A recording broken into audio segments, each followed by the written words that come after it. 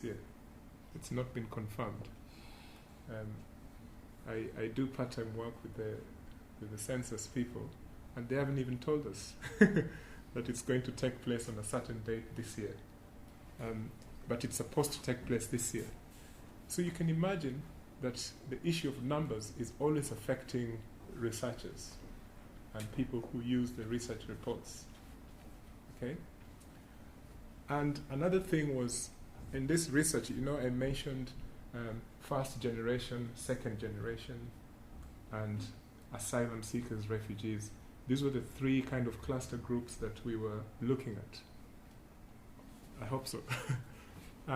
So in the second generation bit, we obviously know these are people whose parents, or say mother or father, have come from another country, and these people were born in this country. One individual in this report, one participant, preferred not to be seen as a second generation person. He actually said he was a third generation person. And the second generation terminology is also a disputed term in different contexts, because how do you define someone as a second generation, person in this community? So, and the first generation people who came over. So we spoke to people mostly in Belfast and Derry, and then in places like Port Stewart, Omagh, and even though there were the 12 people, we also spoke to organizations that, community organizations, and so-called gatekeepers of those community-based organizations. And we also spoke to local authorities, local district councils, to give us an overview of this particular subject, the interaction with the local people.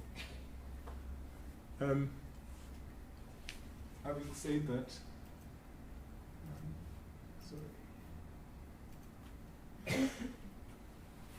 I don't want to spend time defining all these terms, because when you look at the report, you'll have a fair idea of all those terminologies. But the findings in this report are not a new thing, I'm sure, to all of you. There's a lot of reports that are coming out of this nature.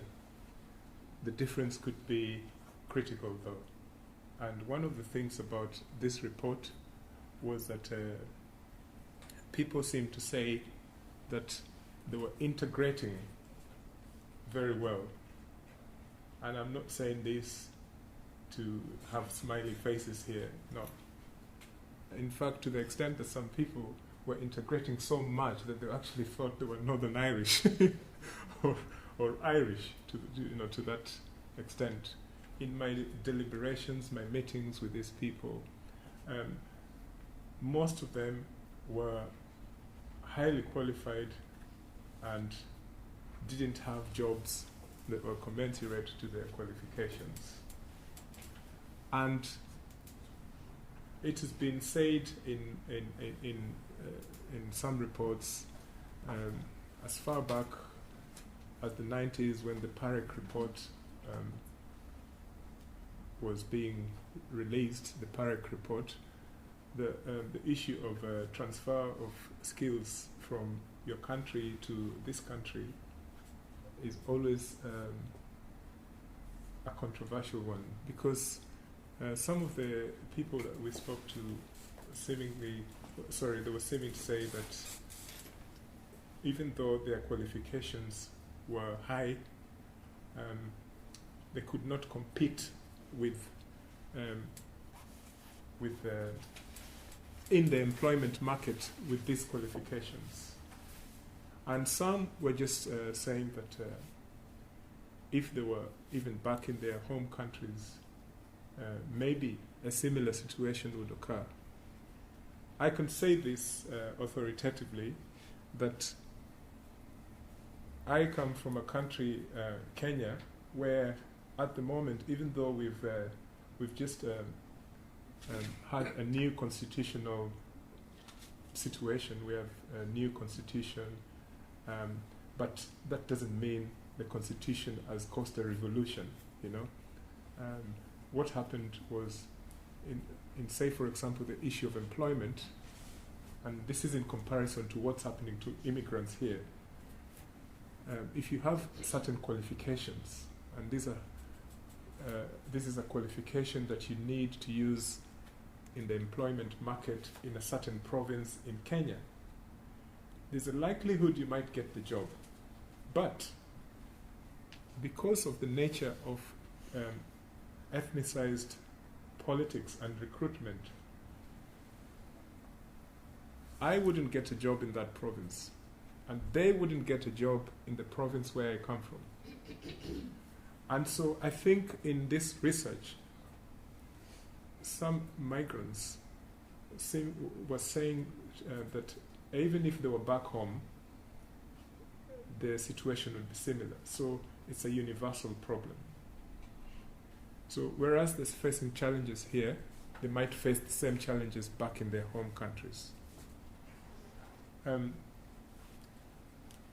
Another thing was the cultural ways, from looking at the issue of culture and customs and how you then integrate with the locals. Are you forced to integrate, or do you integrate because you want to? And there were situations where, for example, a Chinese family that felt that integration was something at their own pace. I think Philip spoke to a lady who stayed here for so many years, and her Chinese was just as perfect, and her English was the exact opposite. Now, you might say she is not integrating well, but she feels that she doesn't need to change her identity by learning the English language, or she feels she can still contribute to the economy with the little spoken English that she knows. Now that's a debatable subject, but this is what happens when you're having to do an ethnographic, listening to people, observing and feeling what they say. You get that, as opposed to statistics, primary information you're being given by this person, from the bottom of their heart. I don't want to sound very Puritan and holistic and all that, but that's the message you get when you're speaking to this person face to face, that you think, okay, English is difficult for you, but her viewpoint is she can deal with it. She can go to the supermarket, she can go to see the doctor, or maybe she needs translation, an interpreter or something of that sort. But at the end of the day, it's not the end of the world, according to this person. But some right-wing think tanks might think, and maybe they think they're correct to think this way, but that for people to have better community relations, you have to integrate, is it linguistically or by language? You have to learn the language of the place you're going to. And this you can see even in some of the literature review, where people are talking about how do you go to a certain country that you barely know any word of that language. How are you going to survive even on the first day? This is an hypothetical situation.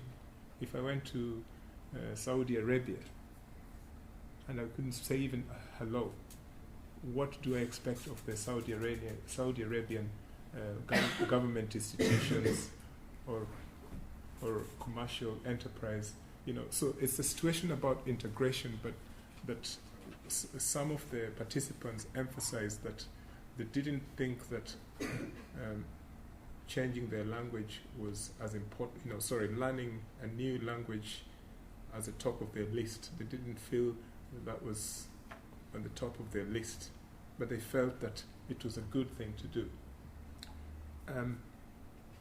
I don't want to delve too much into the issue of culture because I think it's a given. We all understand what culture is, and sometimes it's a controversial subject. But in terms of this issue of people coming from the global south,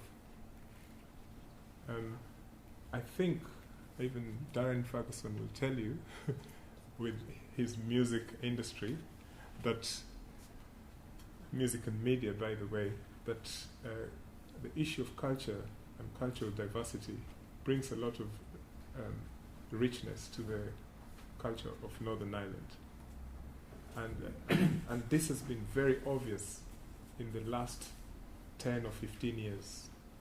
Because I think about 15 years ago, we might not be having the same debate in this room. Maybe we might be thinking about either Jerry Adams or Ian Paisley and the like. Or maybe not the two of them, But now we are talking not just symbolic issues of culture and cultural window dressing, standing by the mayor and taking a photo, like I did today, which sometimes I find a bit. I'll give you an example, right? I was in Derry today, giving this presentation at the museum, and the photography session lasted almost 20 minutes, which to me is scandalous because the objective of the meeting was to talk about the Holocaust Memorial and modern slave trade, right? But on the flip side of it, I think these pictures of cultural presence are good for the society, for the community. So, people would and I'm not saying this to pass time, but I'm saying it to make relevance to this report. The local community, the host community, would see the presence of other cultures through, the visual. Oh, there's a picture of someone there from China, from Africa, from Northern Ireland. Is this happening? I don't know. So, basically, the debate keeps going at the place where I don't want to go through some of the actual stories because you guys will read them yourselves. You've got the reports there. But